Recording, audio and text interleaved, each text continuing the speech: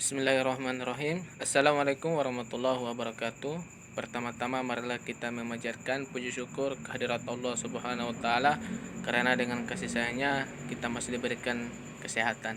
Salam serta salam semoga selalu tercurahkan kepada nabi kita, Nabiullah Nabi Muhammad sallallahu alaihi wasallam. Allahumma sholli ala sayyidina Muhammad.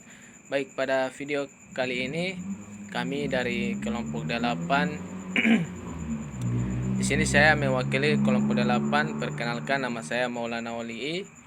Jadi di sini saya akan menjelaskan tentang keterampilan mengajar kelompok kecil dan perorangan. Dari kelompok 8 kami terbagi 4 orang. Yang pertama ada Agustian Antu, kedua saya sendiri Maulana Wali'i, ketiga Cici Indrayani Podomi, dan terakhir Fatmawati Jafar. Oke, baik. Saya akan menjelaskan tentang pengertian keterampilan mengajar kelompok kecil dan individu.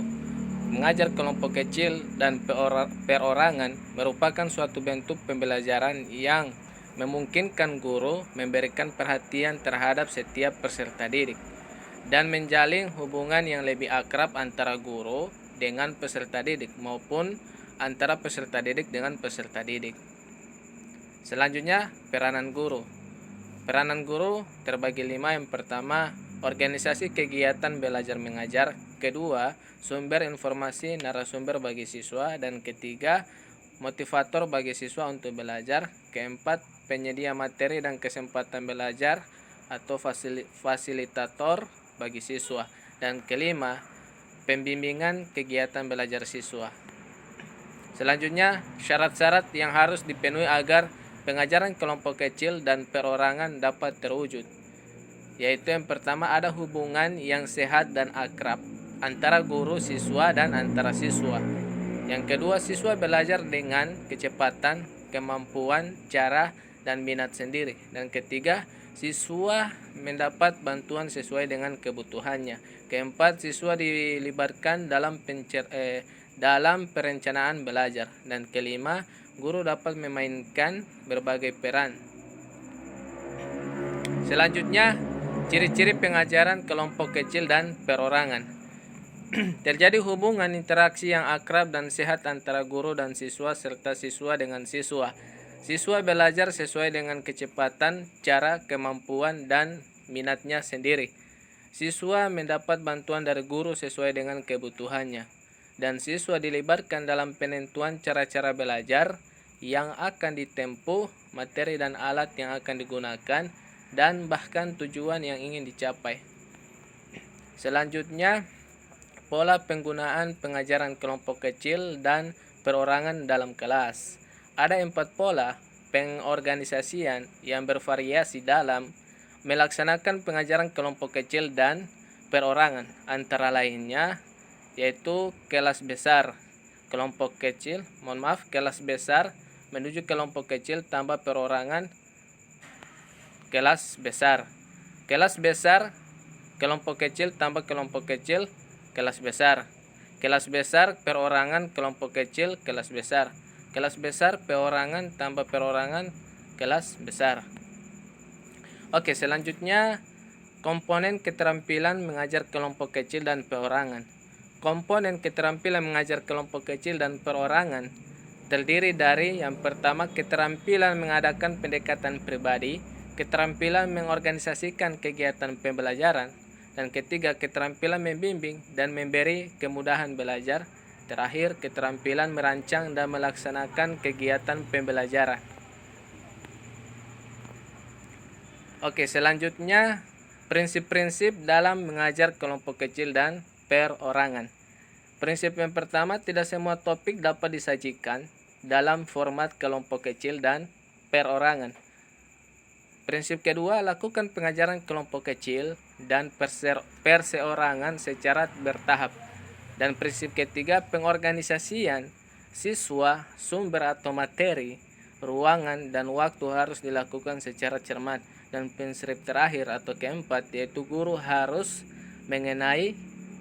mengenal siswa secara pribadi. Jadi itu prinsip-prinsip dalam mengajar kelompok kecil dan perorangan. Baik, Selanjutnya, kelebihan dan kelemahan dalam mengajar kelompok kecil dan perorangan. Kelebihannya dalam mengajar kelompok kecil dan perorangan diantaranya sebagai berikut. Dalam proses mengajar ini memungkinkan penyerapan pelajaran pada setiap siswa dapat lebih maksimal. Guru dapat lebih mudah melakukan pendekatan pada setiap masing-masing siswa sehingga guru dapat memahami karakter masing-masing siswa itu. Jadi guru lebih mudah menentukan metode pembelajaran. Selanjutnya kelemahan yaitu dalam mengajar kelompok kecil dan pengurangan diantaranya sebagai berikut. Yang pertama, kelemahannya pengembangan informasi kurang luas karena keterbatasan siswa. Kelemahan kedua yaitu kurangnya motivasi siswa dalam bersaing karena variasi karakter siswa terbatas. Dan kelemahan ketiga, kurangnya jiwa sosial pada siswa itu sendiri.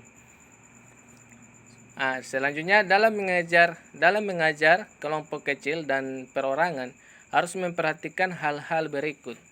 Yang pertama, pembelajaran dilakukan berdasarkan perbedaan individu. Yang kedua, memperhatikan dan melayani kebutuhan siswa. Dan ketiga, mengupayakan proses belajar mengajar yang aktif dan efektif.